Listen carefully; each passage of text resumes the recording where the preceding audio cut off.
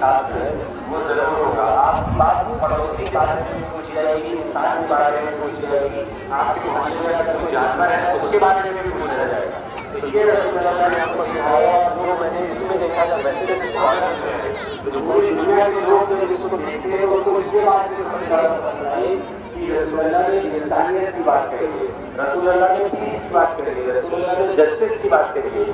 کوئی بھی ایسا موقع ایک ڈاٹ بن رہی ہے جہاں پہ ان سب چیزوں میں کوئی جو ہے وہ فرق دیکھا گیا ہے. یہ بڑا اچھا موقع ہے اور بڑی لمبی تقریر کری جا سکتی ہے, لیکن وقت کا بھی اشارہ کیا گیا ہے, دھیان رکھنا ہے تو میں بہت زیادہ وقت بھی نہیں ہوں. بہت بہت شکریہ. جزاک اللہ.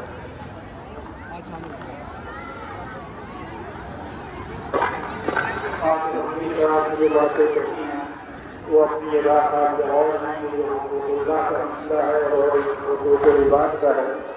یہ جو ایسے مسائل ہیں اگر ان پر تفصیل سے گفتگو کی جائے تو اس سے کہیں نہ کہیں معلومات میں اضافہ بھی ہوگا اور ہمیں یہ معلوم بھی ہوگا کہ دونوں جو اہم چیزیں مذہب اسلام میں رکھی گئی ہیں ان میں کتنی وسعت ہے, کتنی گہرائی ہے.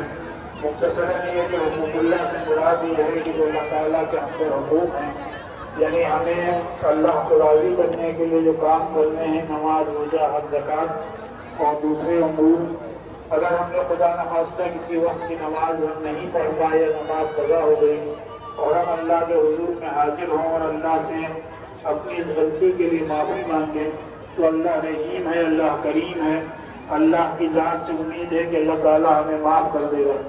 لیکن حقوق العباد کا معاملہ یہ ہے کہ جو بندے کے حقوق ہمارے اوپر, ایک بندے کے حقوق دوسرے بندے پر جو ہیں, اگر وہ ہم نے ادا نہیں کیے, مثال کے طور پر اگر ہم نے خدا نخواستہ کسی کا حق مارا ہے, کسی کا روپیہ پیسہ مارا ہے, کسی کی ایک زمین بھی ماری ہے اور اس نے اگر ہمیں معاف نہیں کیا یا ہم نے اس کو لوٹا نہیں دی اور ہم اللہ تعالیٰ سے اس کے لیے معافی مانگتے رہیں, اللہ تعالیٰ اس وقت تک معاف نہیں کرے گا جب تک کہ وہ بندہ معاف نہ کر دے جس پر کہ ہم نے حق مارا ہے.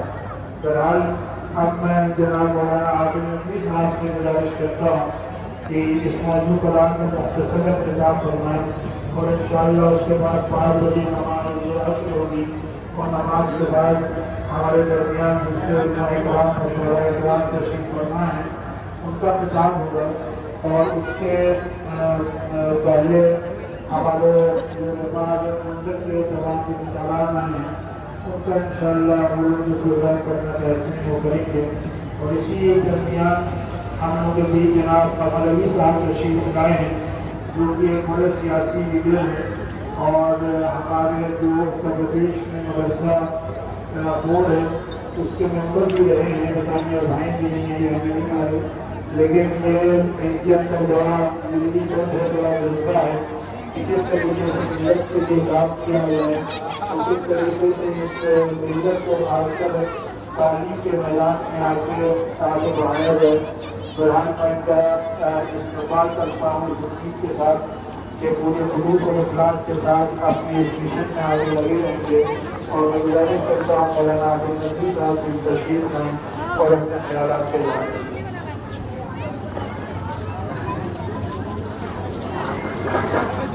بسم اللہ الرحمن الرحیم, نحمده ونصلی علی رسول الکریم. اما بعد, اعوذ باللہ من الشیطان الرجیم, بسم اللہ الرحمن الرحیم. وما ارسلناک الا رحمة للعالمین. صدق اللہ العظیم. بیت تعظیم قابل احترام قاضی شہر لکھنؤ, امام اجلاس حضرت مولانا قاضی رشید صاحب سے میری دعوت برکاتہ اور دائز پر تشریف فرما علماء کرام اور خارجین شہر. ابھی دوستوں, محترم بزرگوں, یہ ربیع الاول کا مہینہ ہے.